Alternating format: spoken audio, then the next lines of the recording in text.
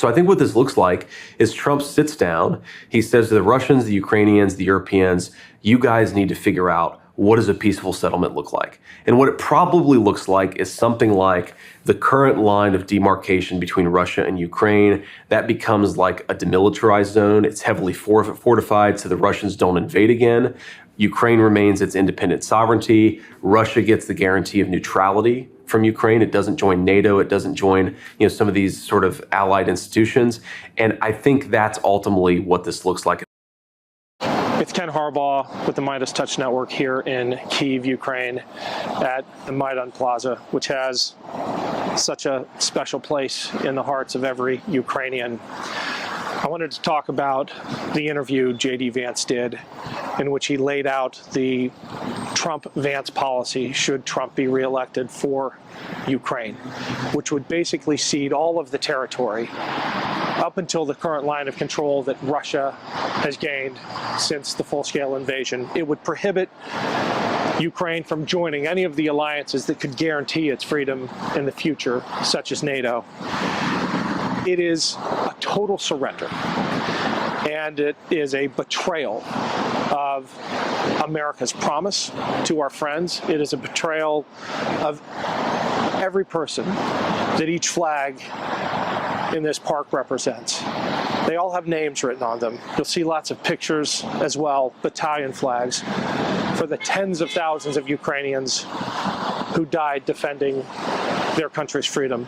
There are also American flags for the Americans who stood alongside, who fought alongside, and in many cases died alongside Ukrainians at the front. There are British flags too. You see one with a name and KIA, killed in action, written on it. And to hear JD Vance so casually, so callously say that he would give away a large part of Ukraine, that he would abandon our promises to our friends, it makes you wonder if he really understands what the Ukrainians are fighting for, if he really understands what true sacrifice is. But JD Vance is not an unintelligent person. He went to Yale Law School. And it begs the question, who is he really talking to? Is it the American voter? Or is it his and Trump's Russian handlers? They know the Russians have poured tens of millions of dollars into disinformation campaigns aimed at propping up the Trump campaign. And maybe, just maybe, in the final stretches of a desperately losing campaign, they can get that kind of support from Russia if they make a promise like they just made.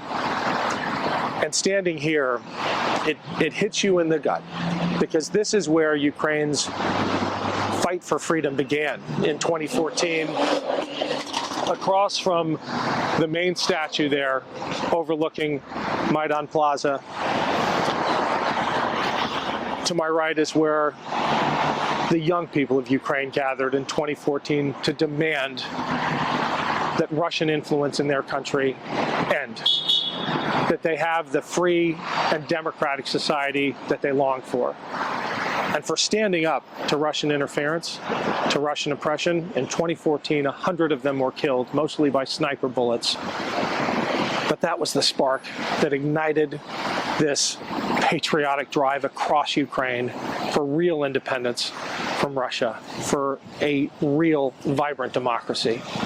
They deposed the autocrat installed here by Russia, and that was a bridge too far for Vladimir Putin. He invaded because he could not tolerate a free and democratic society, the largest country in Europe, as his neighbor. From 2014 till today, Ukrainians, by the tens of thousands, have died defending that freedom, most of them since the main full-scale invasion in 2022.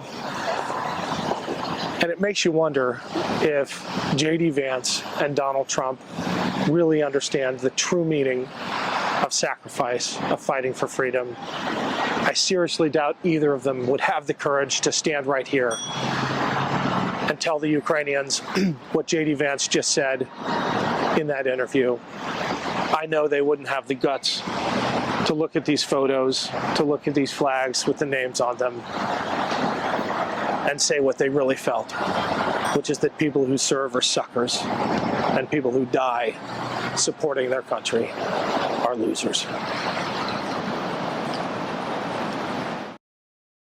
It's Ken Harbaugh. Quick break here because I have two favors to ask. We're off to a great start with the Ken Harbaugh Show on YouTube, but the podcast needs a little love. Please click the link below to follow, rate, and review. The success of shows like this really does depend on those ratings. And if you haven't yet followed me on Patreon, please check it out. It's free to sign up, or you can pitch in a few bucks a month. Every dollar goes back into this show and our pro-democracy efforts, including the reporting from Ukraine. Go to patreon.com/Ken Harbaugh. Thanks for the support. This angle gives you a sense of the magnitude of that sacrifice that Ukrainians have made for their freedom. Not just Ukrainians, but the allies who have stood alongside them. You see a Turkish flag, you see an Australian flag, we saw the American flags. This is the true price of freedom. And the contrast between what Trump and JD Vance would do to Ukraine, which you just heard in that interview that JD Vance gave, and what a Harris administration would do for Ukraine could not be clearer. When Mongol warriors stormed Ukraine, Kyiv's church bells rang a night warning. They rang again when Ukrainians rallied for democracy. Today, they're warning the world of Putin's threat to freedom.